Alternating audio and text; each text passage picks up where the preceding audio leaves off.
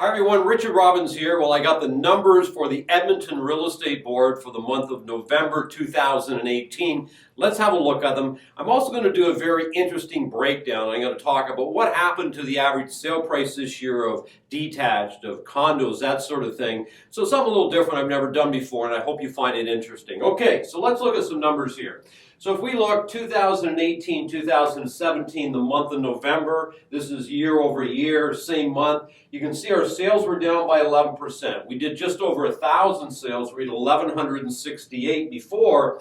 Our active listings, you can see, are up. So our sales are down by 11%. Active listings are up by 10%.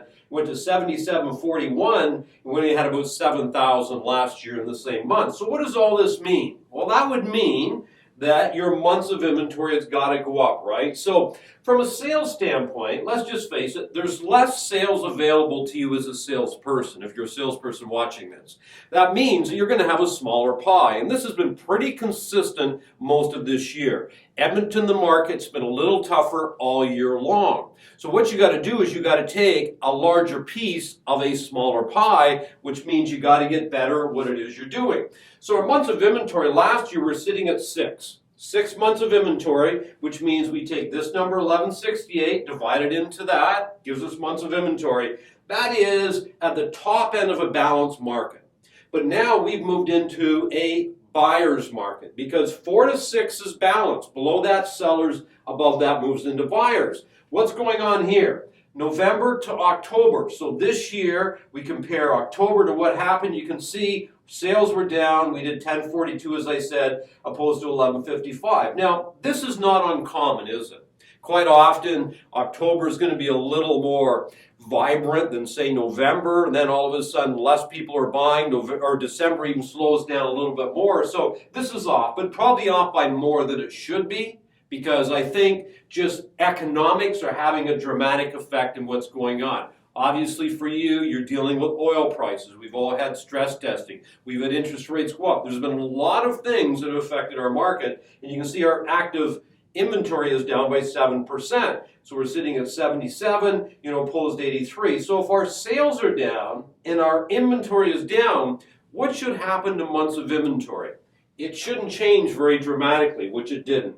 So October we had 7.2, and yes, we went up a little bit because, see, our sales were down by more than the active listings, went up to 7.4, so not a dramatic change. This is interesting. So if you look here, out of all the sales that took place in November, 63.5% were detached, condo was 25.5%, and duplex and row was 11%.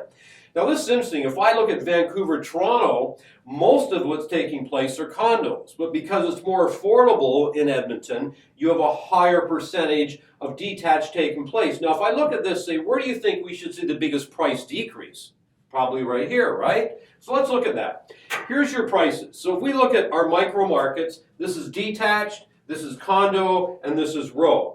So you can see that what happened, our prices so far this year, okay, year over year, are down by 4.5% in detached. Interesting number, isn't it? You can see our condos are down by 6%. This gives you the average price down here. And you can see row is down by 3.5%.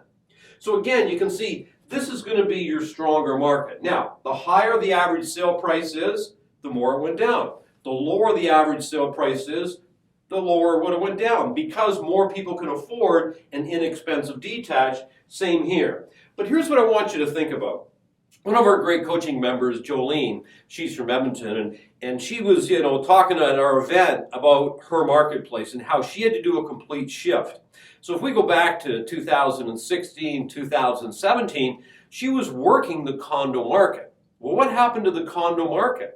Well, the condo market started to dry up. Now you've got all kinds of units for sale in many of the buildings, and they're just not selling, right? Especially some of the older buildings that maybe aren't located in prime locations.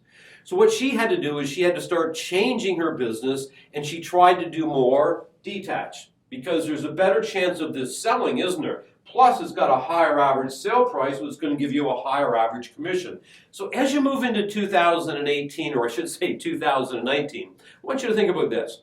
What changes do you need to be making to your business so you can take advantage of what's going on in the market. Because believe me, there's an opportunity in every single market.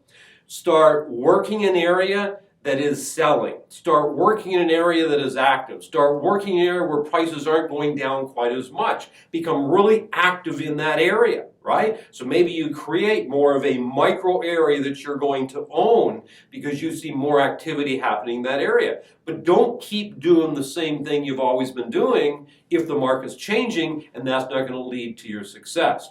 So this is my last market update this year. Next year, next year in January, I should say, all I'm going to talk about is the whole year. I won't be doing month over month. So that'll happen sort of mid-January when I bring that out.